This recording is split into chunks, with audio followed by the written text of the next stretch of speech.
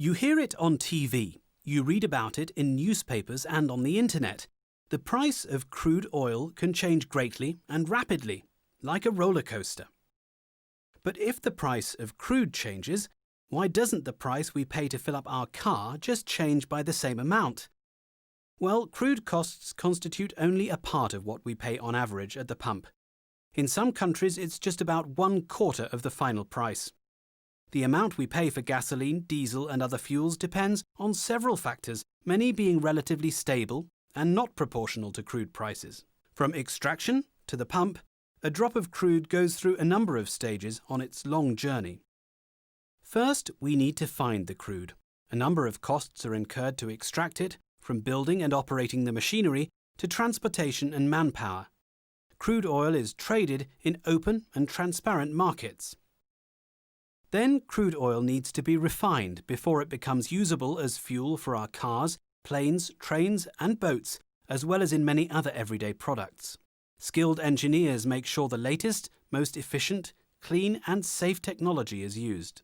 Refined products are also traded in open and transparent markets. After refining the crude, the fuel still needs to be sold and distributed to petrol stations. The cost for this whole process makes up just above 1/3 of the price of gasoline in the EU. For diesel, this amount is a bit higher, but it still does not account for even half the price we pay at the pump. The largest chunk goes into excises, or fuel duties, and VAT. Excise duties, the biggest tax component, are in most European countries a fixed amount, which remains unchanged whatever the price of the crude is. These taxes also vary from country to country and according to the type of fuel, which is why prices are so different across Europe. Crude oil is purchased in US dollars, while fuels are sold in euros or other national currencies. Variations in currency exchange also influence the final price at the pump.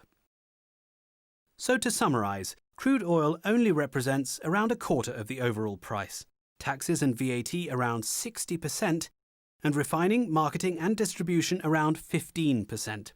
Therefore, variations in the price of crude oil only have a limited impact on the price at the pump.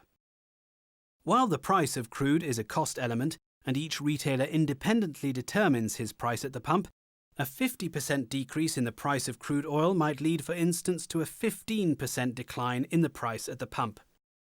Next time you fill up your car, remember all the work, technology and investment that goes into producing fuel, as well as the taxes you pay.